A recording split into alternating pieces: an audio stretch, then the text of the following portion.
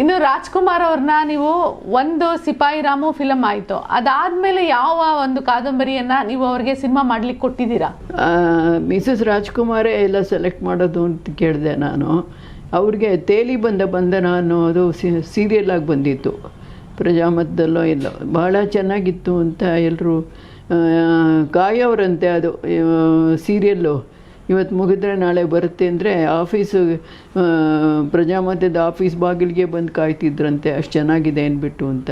ಇದು ಅದನ್ನು ಓದ್ಬಿಟ್ಟು ಅವರು ರಾಜ್ಕುಮಾರ್ ಹೆಂಡತಿ ಹೇಳಿ ಕಳಿಸಿದ್ರು, ಇದನ್ನು ನಾವು ಮಾಡಬೇಕು ಅಂತಿದ್ದೀವಿ, ಅದನ್ನು ದಯವಿಟ್ಟು ಅದನ್ನು ಕೊಡಿ ಅಂದ್ಬಿಟ್ಟು ಅಂತ. ದೊರೆ ಭಗವಾನು ಅದನ್ನು ಇಷ್ಟಪಟ್ಟಿದ್ರು ಮಾಡಬೇಕು ಅಂದ್ಬಿಟ್ಟು ಅಂತ. ಆದರೆ ಯಾವಾಗ ರಾಜ್ಕುಮಾರ್ ಹೆಂಡತಿ ಇಷ್ಟಪಟ್ಟರು ದೊರೆ ಭಗವಾನ್ ಹೇಳಿದರು, ಅವ್ರು ಇಷ್ಟಪಟ್ಟ ಮೇಲೆ ನಾವು ತಗೊಳ್ಳೋದಕ್ಕಾಗೋದಿಲ್ಲ, ಅವ್ರು ನಮಗೆ ಕೊಟ್ಟರೆ ನಾವು ಡೈರೆಕ್ಟ್ ಮಾಡ್ತೀವಿ ಅಂತ. ಆಗಲಿ ಅಂತ ಹೇಳಿದೆ ಅಂತ ಜ್ಞಾಪಕ. ಆಮೇಲೆ ಸೈನ್ ಮಾಡಿದೆ, ಅದೆಷ್ಟು ಹಣ ಕೊಟ್ಟರು ಅಂತಲೂ ಜ್ಞಾಪಕ. ಯಾಕಂದರೆ ಖರ್ಚಾಯ್ತಲ್ಲ, ಹಣ ಖರ್ಚಾದ ಮೇಲೆ ಹಣ ಎಷ್ಟು ಅನ್ನೋದು ಜ್ಞಾಪಕ ಇರೋಲ್ಲ.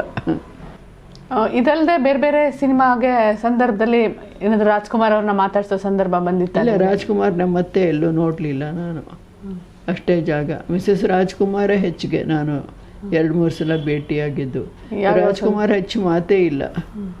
ಶೂಟಿಂಗ್ನಲ್ಲಿ ನೋಡಿದಾಗ ಅದು ಯಾವುದೋ ಒಂದು ಲವ್ ಸೀನು, ಅವರು ಲೀಲಾವತಮ್ಮ ಮಾಡಿದ್ದೆ ಆ ಲವ್ ಸೀನ್ನ. ಒಂದು ನಾ ತಮಾಷೆ ಮಾಡಿದೆ, ಐ ಲವ್ ಯು ಅನ್ನೋದಕ್ಕೆ ಇಷ್ಟು ರಿಹರ್ಸಲ್ ಬೇಕಾ ಅಂತ ಡೈರೆಕ್ಟ್ರ್ ಹತ್ರ ಹೇಳಿದೆ. ಅವ್ರು ನಕ್ಬಿಟ್ರು, ಏನು ಸರ್ ಒಂದು ಐ ಲವ್ ಯು ಅನ್ನೋದಕ್ಕೆ ಇಷ್ಟೊಂದು ರಿಹರ್ಸಲ್ ಮಾಡಿಸ್ತೀರಾ ಅಂತ ಕೇಳಿದೆ ನಾನು. ಅವ್ರು ನಕ್ಬಿಟ್ರು ಅವರು. ಇದು ಅಂತೂ ತುಂಬ ಕಷ್ಟಪಡಿಸ್ತಾರೆ ನಟ ನಟಿಯರನ್ನು ಇದು. ಆಮೇಲೆ ಇನ್ನೊಂದು ದಿವಸ ಕಾರ್ ಕಳಿಸಿದ್ರು ಪಾಲು, ಇನ್ನೊಂದು ದಿವಸ ಹೋದರೆ ಬರೀ ಡೆಕಾಯ್ತರು. ಫ್ರೆಂಡನ್ನ ಫ್ರೆಂಡ್ ಯಾರೋ ಇಕ್ರಾಳೆ, ಅವಳನ್ನ ಕರ್ಕೊಂಡು ಹೋಗಿದ್ದೆ ನಾನು. ಅವ್ರು ನೋಡ್ಬೇಕು, ಯಾರೋ ಡೆಕಾಯ್ತರೆಲ್ಲ ನಂಗೆ ಭಯ ಆಗುತ್ತೆ ಅಂದರು. ಇಲ್ಲ ಇವತ್ತು ಡೆಕಾಯ್ತ್ರದ್ದು ಶೂಟಿಂಗು, ಅದಕ್ಕೋಸ್ಕರ ಅಂದರು. ಅವರೆಲ್ಲ ಬಂದು ಕೂತಿದ್ರು ಡೆಕಾಯ್ತ್ರ ವೇಷ ಹಾಕ್ಕೊಂಡು. ಆಮೇಲೆ ಇನ್ಯಾರೋ ಒಬ್ಬಳು ನಾರ್ತ್ ಇಂಡಿಯನ್ ಹುಡುಗಿ, ಅವಳು ಡ್ಯಾನ್ಸ್ ಇತ್ತು, ಅದೇನೋ ಮೇಲೆ ಹತ್ತಿಸಿ ಡ್ಯಾನ್ಸ್ ಮಾಡಿಸಿದ್ರು. ಆಮೇಲೆ ಕೆಳಗಡೆ ಇಳಿಸಿದ್ರು. ಆಮೇಲೆ ಕೆಳಗಡೆಯಿಂದ ಶಾರ್ಟ್ ತೆಗೆದ್ರು, ಮೇಲಿಂದ ಶಾರ್ಟ್ ತೆಗೆದ್ರು. ಏನೋ ತುಂಬ ವಿಚಿತ್ರವಾಗಿತ್ತು ಅದೆಲ್ಲ ನೋಡೋಕ್ಕೆ. ಇದ್ರ ಬದಲು ಸಿನಿಮಾ ನೋಡಿದ್ರೇ ಗ್ಲಾಮರಸ್ ಆಗಿರುತ್ತೆ, ಇದೆಲ್ಲ ನೋಡಿದ್ರೆ ತಲೆನೋವು ಬರುತ್ತೆ. ಆ ಗ್ಲಾಮರೇ ಹೋಗ್ಬಿಡ್ತು ನನಗೆ. ಇದೆಲ್ಲ ಬರೆದಿದ್ದೀನಿ ಯಾವುದ್ರಲ್ಲೂ ಇದಾಗಿ ಅದು. ಆಮೇಲೆ ಅವಳು ಹಿಂದಿನವಳು, ಹಿಂದಿನಲ್ಲಿ ಕೇಳೋವಳು ಅವಳು.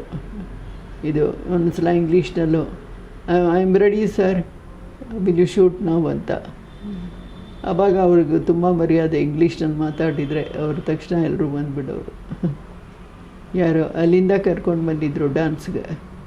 ಚಂಬಲ್ ವ್ಯಾಲಿಗೆ ಹೋಗ್ತೀವಿ ನಾವು, ಚಂಬಲ್ ವ್ಯಾಲಿನಲ್ಲಿ ಅವ್ರು ಡ್ಯಾನ್ಸ್ ಮಾಡಬೇಕು ಅಂತ ಹೇಳಿದರು ಅವರು. ನಾಡ್ದು ಹೋಗ್ತೀವಿ, ಇದು ಚಂಬಲ್ ವ್ಯಾಲಿ, ಇಲ್ಲಿ ಕೆಳಗೆ ಬೀಳ್ತೀವಿ, ಅಲ್ಲೇ ಅವನು ಕೆಳಗೆ ಬೀಳ್ತಾನೆ, ಅಲ್ಲಿ ಅವನು ಸಾಯ್ತಾನೆ, ಇಲ್ಲಿ ಇವನು ಸಾಯ್ತಾನೆ, ಎಲ್ಲ ತೋರಿಸಿದ್ರು ಅವ್ರು ನನಗೆ. ಒಂದು ಮಿನಿ ಚಂಬಲ್ ವ್ಯಾಲಿನ ಮಾಡಿಬಿಟ್ಟು ಎಲ್ಲ ತೋರಿಸಿದ್ರು ನನಗೆ. ನಾನು ಅದೆಲ್ಲ ನಂಬ್ತೀನಿ. ಸೊ ಇದ್ದಕ್ಕಿದ್ದಾಗೆ ಮಧ್ಯರಾತ್ರಿ ನನಗೆ ಹೊಡೆಯಿತು, ಬರಲ್ಲೇನು ಮನೆ ಅನ್ನೋ ಟೈಟ್ಲು. ಎದ್ದು ನಾನು ಆ ಟೈಟ್ಲ್ ಬರೆದೆ. ಯಾವಾಗಲೂ ಪೆನ್ನು ಪೇಪರು ಅದೆಲ್ಲ ಅಡುಗೆ ಮನೆಯಲ್ಲೇ ಒಂದು ಸ್ಟೂಲು ಒಂದು ಮೇಜ ಇಟ್ಕೊಂಡು ಥಾಟ್ಸ್ ಬಂದಾಗ ಬರೆಯೋವೆ ನನಗೆ. ಅದು ಅಡುಗೆ ಕೆಟ್ಟು ಹೋಗೋದು, ಅದು ಬೇರೆ ಮಾತು ಇದು. ಆವಾಗ ನಾನು ಅದರಲ್ಲಿ ಬರಲ್ಲ ಇನ್ನು ಯಮನೆ ಅಂತ ಬರೆದೆ. ಬರೆದ ಮೇಲೆ ಸರಸರ ಅಂತ ಪೆನ್ ಓಡ್ತು, 1-2 ಪ್ಯಾರಾನು ಕತೆ ಬರೆದ್ಬಿಟ್ಟೆ, ಶುರು ಮಾಡಿಬಿಟ್ಟು. ಅಥವಾ ಒಂದು ಚಾಪ್ಟರೇ ಬರೆದು ನಾನು, ಜ್ಞಾಪಕ ಇಲ್ಲ. ಅದಾದಮೇಲೆ ನಿದ್ದೆ ಬಂತು, ಅಷ್ಟಕ್ಕೆ ಕೈ ನಿಂತುಬಿಡ್ತು. ಅದು ಪೂರ್ತಿ ಸ್ಫೂರ್ತಿ ಅದು ಬರಲೇ ಯಮನೆ. ಅದು I really believe I was a dacoit in some. ಇದು ಹಾಗೆ ಬರೀಬೇಕು ಅಂದರೆ. ನೀವು ಹಿಂದಿನ ಜನ್ಮದಲ್ಲಿ ಡೆಕಾಯ್ಟ್ ಆಗಿದ್ದೆ ಅಂತ ಬಿಲೀವಾ ನಿಮಗೆ? ನನಗೆ ನಂಬಿಕೆ ಇದೆ. ನಾ ಹಿಂದಿನ ಜನ್ಮ, ನಮ್ಮ ಅಮ್ಮ ಹೇಳೋರು ಹಿಂದಿನ ಜನ್ಮದೆಲ್ಲ ಬೇಕು ಅಂತ. ನೀವು ಕಾಲ್ಪನಿಕವಾಗಿ ಯೋಚನೆ ಮಾಡೋದ್ರಿಂದ ಹಾಗನ್ಸುತ್ತಾ, ಅಥವಾ ರಿಯಲ್ಗೂ ನಿಮಗೆ ಆ ಥರ ಅನಿಸುತ್ತಾ ಯಾವಾಗಲೂ? ಇಲ್ಲ, ಎಷ್ಟೋ ಸಲ ನಂಗೆ ಡ್ರೀಮ್ ಆಗೋದು ನನಗೆ. ಅಥವಾ ಡೆಕಾಯ್ಡ್ಸ್ ವಿಚಾರ ಮೊದಲಿಂದನೂ ನಂಗೆ ಇಂಟ್ರೆಸ್ಟ್. ಬಿ ವೆಂಕಟಾಚಾರ್ಯ ನಾವೆಲ್ಸ್, ಅವ್ರು ನಮ್ಮ ಹಿರಿಯರು, ನಮ್ಮ ತಾತನ ದೊಡ್ಡಪ್ಪ, ಅವ್ರ ನಾವೆಲ್ಸ್ ಎಲ್ಲ ಓದೋವೆ. ಅದರಲ್ಲೂ ಡೆಕಾಯ್ಡ್ದು ಅದು ಇದು ಕತೆಗಳು, ದೇವಿ ಚೌಧರಾಣಿ ಎಲ್ಲನೂ ಓದಿದ್ದೀನಿ ನಾನು. ಅದರಿಂದ ಅದೆಲ್ಲನೂ ಪ್ರಭಾವಿತಲಾಗಿದ್ದಿರ್ಬೋದು ನಾನು, ಇಲ್ಲ ಅಂತ ಹೇಳೋದಿಲ್ಲ ನಾನು. ಇದು ಸೊ ವರ್ಕ್ ಆಗ್ತಿತ್ತು ನನಗದು. ಆಮೇಲೆ ಅದನ್ನು ನಾನು ಬರೆದ ಮೇಲೆ ನಾನು ಮಲ್ಕೊಂಡ್ಬಿಟ್ಟೆ. ಈ ನಾವೆಲ್ ಶುರು ಮಾಡಿದ್ದು 1-2 ಪ್ಯಾರ ಬರೆದ್ಬಿಟ್ಟು ಮಲ್ಕೊಂಡ್ಬಿಟ್ಟೆ. ಅದೇನು ಬರೆದೇನು ಗೊತ್ತಿಲ್ಲ, ಅದು ಪೂರ್ತಿ ಸ್ಫೂರ್ತಿ ಆ ನಾವೆಲ್ಲು. ಎಲ್ಲನೂ ಸ್ಫೂರ್ತಿನೇ ಪ್ರತಿಯೊಂದು, ಆದರೆ ಇಷ್ಟು ಸ್ಫೂರ್ತಿ ಯಾವುದೂ ಇಲ್ಲ ನಂದು. ಆಮೇಲೆ ಮೋರ್ ಅನ್ ಇನ್ಸ್ಪಿರೇಷ್ನಲ್ ರೈಟರ್. ಆಮೇಲೆ ಬೆಳಗ್ಗೆ ಎದ್ಬಿಟ್ಟು ನೋಡ್ತೀನಿ, 2 ಪ್ಯಾರ ಬರೆದಿದ್ದೀನಿ ನಾನು. ಇಂಟ್ರೆಸ್ಟಿಂಗ್ ಆಗಿದೆ, ಇದು ಯಾವಾಗ ಬರೆದೆ ಅಂತ ರಾತ್ರಿ ಜ್ಞಾಪಕ ಬಂತು. ಇರಲಿ ಅಂದ್ಕೊಂಡೆ. ಆಮೇಲೆ ಅಲ್ಲೇ ಇಟ್ಕೊಂಡಿದ್ದೆ, ಕಂಟಿನ್ಯೂಸ್ ಆಗಿ ಫ್ಲೋ ಆಗ್ತಾ ಬಂತು.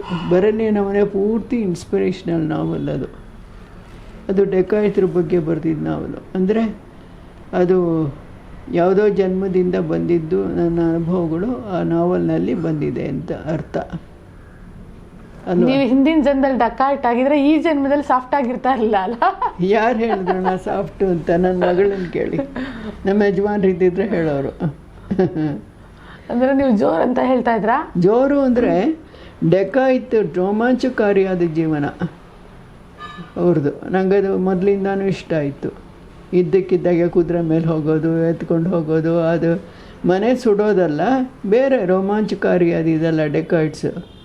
ಅದು ಹೌ ಐ ಲೇಡ್ ಡೌನ್ ಡೆಕಾಯ್ಟಿ ಓದಿದಾಗ ನಂಗೆ ಅವ್ರ ವಿಚಾರ ಎಲ್ಲ ಗೊತ್ತಾಯಿತು. ಅವ್ರು ಯಾಕೆ ಡೆಕಾಯ್ಟ್ಸ್ ಆಗ್ತಾರೆ, ಹೇಗೆ ಆಗ್ತಾರೆ, ಅದೆಲ್ಲ ವಿನೋಬ ಪುಸ್ತಕ ಸಿಕ್ಕಿದ್ರೆ ಓದಿ. ವಿನೋಬ ಎಲ್ಲ ಬರೆದಿದ್ದಾರೆ. ಅದರಿಂದ ನನಗೊಂದು ದೊಡ್ಡ ಹಿನ್ನೆಲೆ ಸಿಕ್ತು. ಆಮೇಲೆ ಮನೆಯವರೆಲ್ಲ ಆ ಕಡೆ ಇದ್ದರು, ಎಲ್ಲ ಕತೆಯಾಗಿ ಹೇಳೋರು. ಅದೆಲ್ಲ ವಿಚಾರಿಸೋವೆ, ಅವರನ್ನೆಲ್ಲ ಕೂತ್ಕೊಂಡು ಎಲ್ಲ ಕೇಳಿ ತಿಳ್ಕೊಳ್ಳೋವೆ, ಎಲ್ಲ ಹೇಳೋರು ನನಗೆ. ಅವರೆಲ್ಲ ಹೇಗೆ ತಪ್ಪಿಸ್ಕೊಂಡ್ರು ಡೆಕಾಯ್ತಿಂದ ಅಂತ ಕೂಡ ಕತೆಗಳು ಹೇಳೋರು. ಆಗ ಮನೆಗೂ ನುಗ್ಗೋರಂತೆ ನಾರ್ತ್ ಇಂಡಿಯಾದಲ್ಲಿ ಡೆಕಾಯ್ಟ್ಸ್. ಆವಾಗ ರೋಮಾಂಚಕಾರಿಯಾಗಿ ಹೇಳೋರು ನಮಗೆ ಅದು. ಸೊ ಆ ಕತೆ ನಾವೆಲ್ ಬರೆದ ಮೇಲೆ ನನಗೆ ಹುಚ್ಚು ಹೋಗ್ಬಿಡ್ತು. ಅಂದರೆ ಅದು ಹಿಂದಿನ ಜನ್ಮದಿಂದ ಬಂದಿದ್ದು, ಅದೊಂದು ತುಡಿತಾ ಇತ್ತು ಆ ನಾವೆಲ್ ಬರೋ ತನಕ. ಹೌದು, ಬಂದಮೇಲೆ ಹೊರಟೋಯ್ತು. ಅಂದರೆ I was destined to write it, that's all. ನಿಮ್ಮಲ್ಲಿ ನಿಮ್ಗೆ ಇಷ್ಟವಾದ ನಾವೆಲ್ ಅಂದರೆ ಅದೇನಾ ನಿಮ್ಮ ಕಾದಂಬರಿಗಳಲ್ಲಿ? ವೀಣಾ ನಂಗೆ ತುಂಬ ಇಷ್ಟ. ವೀಣಾ ಬಿಗಿನಿಂಗ್ನಲ್ಲಿ ಜನರಿಗೆ ಕಷ್ಟ, ಬೇಜಾರು ಓದೋಕ್ಕೆ. ಯಾಕಂದರೆ ಒಬ್ಬ ಹೆಣ್ಣಿನ ದ್ವಂದ್ವಗಳನ್ನೇ ಒಂದು 4 ಚಾಪ್ಟರ್ಸ್ ಬರೆದಿದ್ದೇನೆ. ಅದು ಆ್ಯಸ್ ಎ ರೈಟರ್ ನಾನು ಕಮರ್ಷಿಯಲೈಸ್ ಮಾಡೋಕ್ಕೆ ಅದು ಸರಿಯಾದ ಮಾರ್ಗ ಅಲ್ಲ. ಅದು ನಂಗೆ ಗೊತ್ತಾಗಲೇ ಇಲ್ಲ. ಪಬ್ಲಿಷರು ಇದು ತುಂಬ ಚೆನ್ನಾಗಿರೋದನ್ನ ಪಬ್ಲಿಷ್ ಮಾಡ್ತೀನಿ ಕಾವ್ಯಾಲಯ, ಈ ರೀತಿ ನೀವು ಬರೀಬೇಡಿ, ಎಲ್ಲ 4 ಚಾಪ್ಟರ್ಗೆ ಇಟ್ಬಿಡ್ತಾರೆ ಅಂದರು. ಆದರೆ ಮಾಸ್ಟರ್ ಪೀಸ್ ಅಂತ ಲೆಕ್ಕ ಹಾಕಿತು. ಸಾಹಿತ್ಯ ಅಕಾಡೆಮಿಗೆ ಸೆಲೆಕ್ಟ್ ಆಗಿತ್ತು, ಅದು ಅಷ್ಟೇ. ಬರಲ್ಲ ನಿಮ್ಮನೇನೂ ಅಷ್ಟೇ. ಯಾರನ್ನ ಹೋಗಿ ನೋಡಬೇಕು ಅಂದರೆ ನಾನು ಹೋಗಿ ನೋಡಲಿಲ್ಲ, ನಂಗೆ ಬರಲಿಲ್ಲ. ಬೇರೆ ಬೇರೆ ಅವಾರ್ಡ್ಗಳು ಬಂತು. ನಮ್ಮ ಯಜಮಾನ್ರಲ್ಲೆಲ್ಲ ಹೋಗಬೇಡ, ನೋಡೋದು ಬೇಡ, ನಿಂಗೆ ಅವಾರ್ಡ್ ಬರೆದಿದ್ರು ಪರವಾಗಿಲ್ಲ, ನಿನ್ನ ಇಷ್ಟಕ್ಕೆ ನೀವು ಬರೀ ಅಂದ್ಬಿಟ್ರು ಅವರು. ವೀಣಾದಲ್ಲಿ ನನ್ನ ಅವಾಗ ತುಂಬ ಫ್ರಸ್ಟ್ರೇಟೆಡ್ ಆಗಿದ್ದೆ ನಾನು. ಬೇರೆ ಬೇರೆ ಏನೇನೋ ಆಸೆಗಳು, ಇಲ್ಲಿ ಸುತ್ತಬೇಕು, ಅಲ್ಲಿ ಸುತ್ತಬೇಕು, ಅದು ನೋಡಬೇಕು, ಇದು ನೋಡಬೇಕು, ಇದು ಓದಬೇಕು, ಅದು ಓದಬೇಕು. ಆದರೆ ನಾನು ಇದ್ದಿದ್ದು ಬೆಂಗಳೂರಿನಲ್ಲಿ ಬೇರೆ ತರಹ ಲೈಫು. ಸೊ ಆ ಫ್ರಸ್ಟ್ರೇಷನ್ಸ್ ಎಲ್ಲ ಹುಡುಗಿಯಿಂದ ಬಂದಿದೆ. ಆಮೇಲೆ ಒಳ್ಳೆ ಪ್ಲಾಟ್ ಬಿಲ್ಡಪ್ ಆಗಿದೆ, ಅದು ಅಷ್ಟೇ ಇನ್ಸ್ಪಿರೇಷನ್ನು. ಒಳ್ಳೆ ಎಷ್ಟು ಥ್ರಿಲ್ಲಿಂಗ್ ಪ್ಲಾಟು ಅಂದರೆ ನನಗೆ ಗೊತ್ತಿಲ್ಲ. ತಿರುಗಿ ಬರೀ ಅಂದರೆ ನಂಗೆ ಬರೆಯೋಕ್ಕಾಗಲ್ಲ, ಬರೆಯೋಕ್ಕಾಗಲ್ಲ, ಲೈನೂ ಬರೆಯೋಕ್ಕಾಗಲ್ಲ. More of a inspiration writer ನಾನು. ಸೊ ಹಾಗಾಗ್ಬಿಟ್ಟು ವೀಣಾನು ತುಂಬ ಜನ ಇಷ್ಟಪಟ್ಟಿದ್ದಾರೆ. ಲೈಬ್ರರಿಲಿ ಇದ್ದಾಗ ಇವತ್ತು ತಗೊಂಡು ಹೋದರೆ ನಾಳೆ ತಂದು ಕೊಡಬೇಕು, ಆ ರೀತಿ ಇತ್ತಂತೆ ಜನ. ಅದನ್ನು ಆ ರೀತಿ ಇತ್ತು ಅದು.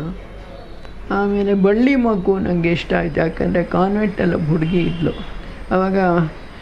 ವಾರ್ ಟೈಮು ರೆಫ್ಯೂಜೀಸ್ನೆಲ್ಲ ಕಳಿಸ್ಬಿಡೋರು ಇಲ್ಲಿಗೆ ಕಾನ್ವೆಂಟ್ಗೆ. ಅವಾಗೆಲ್ಲ ಮದರ್ಸ್ ಎಲ್ಲ ಇಂಗ್ಲೆಂಡಿಂದ ಬಂದಿದ್ದರು ಕಾನ್ವೆಂಟ್ಗೆ. ಸೊ ಆವಾಗ ರೆಫ್ಯೂಜಿ ಹುಡುಗಿರ್ನೂ ಬರೋರು ಯಾಕಂದರೆ ವಾರ್ ಟೈಮು. ಕೆಲವ್ರನ್ನ ವೇಲ್ಸಿಗೆ ಕಳಿಸೋರು. ಮದರ್ಸ್ ಎಲ್ಲ ನರ್ಸಿಂಗಿಗೆಲ್ಲ ಹೊರಟೋಗ್ಬಿಡೋರು. ಅಲ್ಲಿ ಹೆಂಗಸರು ಮನೇಲಿ ಕೂತ್ಕೊಳ್ತಿರ್ಲಿಲ್ಲ, ಹೆಲ್ಪ್ ಮಾಡೋಕ್ಕೆ ಹೋಗೋರು ಸೋಲ್ಜರ್ಸ್ಗೆ ಇಂಗ್ಲೆಂಡ್ನಲ್ಲಿ. ಆವಾಗ ಒಬ್ಬ ಹುಡುಗಿ ಅವಳ ತಂದೆ ತಾಯಿ ಹೋಗಿಬಿಟ್ರು. ತಾಯಿ ಅಂದರೆ ತುಂಬ ಗೀಳು ಅವಳಿಗೆ, ಚಿಕ್ಕ ಹುಡುಗಿ. ಅದು ಐ ವಾಂಟ್ ಮೈ ಮಮ್ಮಿ ಅಂತ ಅಳೋದು. ಅದು ಬಳ್ಳಿ ಮಗು ಅಂತ. ಅದ್ರ ಮೇಲೆ ನಾನು ಒಂದು ನಾವಲ್ ಬರೀಬೇಕು ಅಂತ ವರ್ಕ್ ಆಗ್ತಿತ್ತು. ಪೇಪರ್ನಲ್ಲಿ ಒಂದು ಸಣ್ಣ ವಿಚಾರ ಓದಿದೆ, ನಿಜವಾದ ವಿಚಾರ, ಕ್ಲೆಪ್ಟೊಮೇನಿಯಾ ಬಗ್ಗೆ. ಯಾರೋ ಒಬ್ಬಳು ಮಾಡಿ ಸಿಕ್ಕಾಕೊಂಡಿದ್ದು. ಮನೆಗಳಲ್ಲಿ ತುಂಬ ಕೇಳಿದ್ದೀವಿ ಕ್ಲೆಪ್ಟೊಮೇನಿಯಾ, ಇವರು ಹುಷಾರಾಗಿರೋ ಅವ್ರು ತೊಗೊಂಡು ಹೋಗ್ತಾರೆ, ಇವ್ರು ಕದ್ದು ಹೋಗ್ತಾರೆ ಅಂತ. ಕದ್ದು ತೊಗೊಂಡು ಹೋಗೋದು ಉಂಟು ಒಡವೆಗಳನ್ನ ಸಂಬಂಧಿಕರು. ಸೊ ಅದೆಲ್ಲ ಸೇರಿಸಿ ಯಾರೂ ಬರೆದಿರಲಿಲ್ಲ ಕ್ಲೆಪ್ಟೊಮೇನಿಯಾ. ನಾ ಕ್ಲೆಪ್ಟೊಮೇನಿಯಾ ಹಿನ್ನೆಲೆ ತೊಗೊಂಡು ಆ ಹುಡುಗಿದು ಮೇನ್ ಪಾತ್ರ ತೊಗೊಂಡು ನಾವು ಬರೆದೆ. ಅದು ತುಂಬ ಚೆನ್ನಾಗಿದೆ. ಅದಕ್ಕೆ ಅವಾರ್ಡ್ ಬಂತು, ಬಳ್ಳಿ ಮಗು. ಅದು ನಂಗೆ ತುಂಬ ಇಷ್ಟ ಆ ಕಾದಂಬರಿ. ವೀಣಾನೂ ನಂಗೆ ಇಷ್ಟ. ಯಾಕಂದರೆ ನನ್ನದೇ ಅದರಲ್ಲಿ ಶುರುನಲ್ಲೆಲ್ಲ ನನ್ನ ಥಾಟ್ಸು, ನನ್ನ ಕಾನ್ಫ್ಲಿಕ್ಟ್ಸೇ ಬಂದಿದೆ. ಆಮೇಲೆ ಪ್ಲಾಟ್ ಬಿಲ್ಡಪ್ ಆಗಿದೆ. ಅದೇ ಫಸ್ಟ್ ಕಾದಂಬರಿ, ಪಬ್ಲಿಷ್ ಆಗಿದ್ದು ಸೆಕೆಂಡ್ ಕಾದಂಬರಿ. ಕಾವೇರಿ ಆರ್ತವ ಅನ್ನೋದು ಅದು ರಿರೈಟ್ ಮಾಡಲಿಲ್ಲ. ಅದರಿಂದ ಸ್ವಲ್ಪ ಜನರಿಗೆ ಅದು ಏನಪ್ಪ ರಿರೈಟ್ ಮಾಡಲಿಲ್ಲ ಅಂತ ಸ್ವಲ್ಪ ಇದಿದೆ. ಕಾವೇರಿ ಹಿನ್ನೆಲೆ ತೊಗೊಂಡಿದ್ದೇನೆ. ಕಾವೇರಿಯಲ್ಲಿ ನದಿ ಅಲ್ಲ ನನ್ನ ದೃಷ್ಟಿಲಿ. ಕಾವೇರಿ ಅನ್ನೋದು ಹೆಣ್ಣು, ಸ್ತ್ರೀತ್ವದ ಪ್ರತೀಕ. ಟಿ ನರಸೀಪುರ ತೊಗೊಂಡಿದ್ದೇನೆ. ಕಾವೇರಿ ನದಿ ನಂಗೆ ತುಂಬ ಇಷ್ಟ. ಅಲ್ಲಿದ್ದೆ ಒಂದಷ್ಟು ವರ್ಷ. ಕಾವೇರಿ ನದಿ ತುಂಬ ಇಷ್ಟ ನನಗೆ. ಕಾವೇರಿ ಸ್ತ್ರೀತ್ವದ ಪ್ರತೀಕ. ಹೆಣ್ಮಕ್ಳದು ಎಲ್ಲ ಅವಾಗ ಯಾಮ ಅನ್ನೋದು ಪುಸ್ತಕ ಓದಿದ್ದೆ ನಾನು. ಅದೇ ಪ್ರಾಸ್ಟಿಟ್ಯೂಟ್ಸ್ ವಿಚಾರ, ವೈಟ್ ಸ್ಲೇವರಿ ಅಂತ ಓದಿದ್ದೆ. ಹೀಗೆಲ್ಲ ಎಷ್ಟೋ ಕಥೆಗಳು ಕೇಳಿದೆ. ನಾನು ಜರ್ನಲಿಸ್ಟ್ ಕಸಿನ್ ಇದ್ದ, ಅವನು ಪ್ರಾಸ್ಟಿಟ್ಯೂಟ್ ಮನೆಗೆಲ್ಲ ಕರ್ಕೊಂಡು ಹೋಗಿ ಇಂಟರ್ವ್ಯೂ ಮಾಡಿಸಿದ್ರಂತೆ, ಅವನೆಲ್ಲ ಹೇಳಿದ್ದ. ಸೊ ಅದರಿಂದಾಗಿ ನಂಗೆ ತುಂಬ ಅದೆಲ್ಲ ವರ್ಕೌಟ್ ಆಗ್ತಿತ್ತು. ಸೊ ಅದ್ರ ಮೇಲೆ ನಾನು ಒಂದಷ್ಟು ಇನ್ಸ್ಪಿರೇಷನ್ನು, ಒಂದಷ್ಟು ಬಿಲ್ಡಪ್ಪು ನಾನು ಅದನ್ನು ಆ ಕಾದಂಬರಿ ಬರೆದೆ ನಾನು. ಅದು ತುಂಬ ಜನ ಇಷ್ಟಪಟ್ಟರು. ಕಾವೇರಿ ಆರ್ತರವ ಅಂತ, ಅದು ತುಂಬ ಜನ ಇಷ್ಟಪಟ್ಟರು. ಕಾವೇರಿ ನದಿ ಅಲ್ಲ, ಅವಳು ಸ್ತ್ರೀತ್ವದ ಪ್ರತೀಕ. ಅವಳು ಬಂದು ಒದ್ದಾಡ್ತಾಳೆ ಹೆಣ್ಮಕ್ಳನ್ನೆಲ್ಲ. ಅವಾಗ ಟಿ ನರಸೀಪುರದಲ್ಲಿ ತುಂಬ ಕಥೆಗಳು ಕೇಳೋವೆ. ಎಲ್ಲ ದೊಡ್ಡ ದೊಡ್ಡ ಮನುಷ್ಯರು, ಜಮೀನ್ದಾರು, ಇದು 2 ಸಂಸಾರ ಹಾಗೆ ಹೀಗೆ ಅಂತೆಲ್ಲ ನದಿ ತೀರದಲ್ಲೆಲ್ಲ ಮಾತಾಡ್ಕೊಳ್ಬೋದು. ಜಾಸ್ತಿ ಅರ್ಥ ಆಗದಿದ್ರು ಕೇಳ್ತಿದ್ದೆ. ಸೊ ಕಾವೇರಿ ಸ್ತ್ರೀಯರನ್ನೆಲ್ಲ ಎಲ್ಲರೂ ಶೋಷಣೆ ಮಾಡ್ತಿದ್ದಾರೆ ಅಂದ್ಬಿಟ್ಟು ಗೊಳೋ ಅಂತ ಅಳೋ ಹಾಗೆ, ಒದ್ದಾಡೋ ಹಾಗೆ ಮಾಡಿ ಕಾವೇರಿ ಆರ್ತರವ ಅಂತಂದಿದ್ದೀನಿ. ಏನಂದರೆ ಅದು ಅಪೂರ್ಣ ಅನಿಸುತ್ತೆ. ಎಂಡಿಂಗು ತುಂಬ ಡ್ರಾಮಾಟಿಕ್ ಆಗಿದೆ ಅದು. ಆದರೆ ಅದು ಹೇಗೆ ಅದು ಎಂಡಿಂಗು ಸರಿ ಇಲ್ಲ ಅನಿಸುತ್ತೆ. ಅದಕ್ಕೆ 2ನೇ ಪಾರ್ಟ್ ದೀಪ ಅಂತ ಬರ್ತಿದ್ದೀನಿ. ಅದರಲ್ಲಿ ಎಂಡಿಂಗ್ ಚೆನ್ನಾಗಿ ಬಂದಿದೆ. ಅದಕ್ಕೆ ಪ್ರೋತ್ಸಾಹ ಬಂದಿದ್ದು ನನ್ನ ಕಸಿನ್ ಹೇಳಿದ್ನಲ್ಲ, ಅವನ್ನೆಲ್ಲ ಹೇಳೋನು. ಜರ್ನಲಿಸ್ಟಾಗಿ ಅವ್ರುಗಳ ಮನೆಗೆ ಹೋಗಿದ್ದೆ. ಯಾತಕ್ಕಿಂತ ಲೈಫ್ ಲೀಡ್ ಮಾಡ್ತೀರಿ ಅಂದರೆ ನಮ್ಗೆ ಹೀಗಾಯಿತು ಹಾಗಾಯಿತು ಅಂತ ಹೇಳ್ಕೊಂಡ್ರು ಅಂತ. ಆವಾಗ ನಾನು ಎಲ್ಲಿಗೆ ಹೋಗಬೇಕು ಅಂದರೂ ನಮ್ಮ ಯಜಮಾನ್ರಿಗೆ ಹೇಳೋವೆ, ಜೈಲಿಗೆ ಹೋಗಬೇಕಾಯ್ತು. ವೀಣಾದಲ್ಲಿ ಕರ್ಕೊಂಡು ಹೋಗೋರ್ಗೂ ಬಿಡಲಿಲ್ಲ. ಜೈಲಿಗೆ ಹೋಗಿ ಬಂದೆ. ಅಲ್ಲಿ ಜೈಲು ಯಾಕಂದರೆ ಜೈಲಿನಲ್ಲಿ ಯಾಕೆ ಹೋಗ್ಬೇಕು ಜೈಲಿಗೆ ಅಂದರು. ನನ್ನ ಹೀರೋ ಅಲ್ಲಿ ಇದ್ದಾನೆ ಅಂದೆ. ಅಲ್ಲಿ ಯಾಕೆ ಹೀರೋ ಬೇರೆ ಕಡೆ ಇಟ್ಕೊ ಅಂದರೆ, ಇಲ್ಲ ನನ್ನ ಹೀರೋ ಜೈಲಿನಲ್ಲೇ ಇರಬೇಕು ಅಂತ ಹೇಳಿ ಅಲ್ಲಿ ಹೋಗ್ಬಿಟ್ಟು ಬಂದೆ ವೀಣಾಗಿ. ಸೊ ಇದು ಹೇಳಿದೆ ನಾನು. ಈ ಪ್ರಾಸ್ಟಿಟ್ಯೂಟ್ಸ್ ಬಗ್ಗೆ ಬರೀಬೇಕು ಅಂತಿದ್ದೀನಿ ಇದ್ದರೆ ಅವ್ರಿಗೆ ಹಾರ್ಟ್ ಫೇಲ್ಯೂರ್ ಆದಾಗಾಯಿತು. ಅಮ್ಮ ಜೈಲ್ಗೇನೋ ಕರ್ಕೊಂಡು ಹೋದೆ, ನಾನು ಪ್ರಾಸ್ಟಿಟ್ಯೂಟ್ಸ್ ಮನೆಗೆ ಕರ್ಕೊಂಡು ಹೋಗೋಕ್ಕಾಗಲ್ಲ, ನಾನು ಯಾವತ್ತೂ ಹೋಗು ಇಲ್ಲ, ಕರ್ಕೊಂಡು ಹೋಗೋಲ್ಲ, ಫರ್ಗೆಟ್ಟಿಟ್ಟೋದು. ಇಲ್ಲ ನಾನು ಹೋಗಲೇಬೇಕು ಅಂತ ಶುರು ಮಾಡಿಬಿಟ್ಟೆ. ನನಗೆ ಅಷ್ಟು ಇನ್ನೋಸೆಂಟ್ ಇದು, ಬರೀಲೇಬೇಕು ಅನ್ನೋ ಒತ್ತಿರ.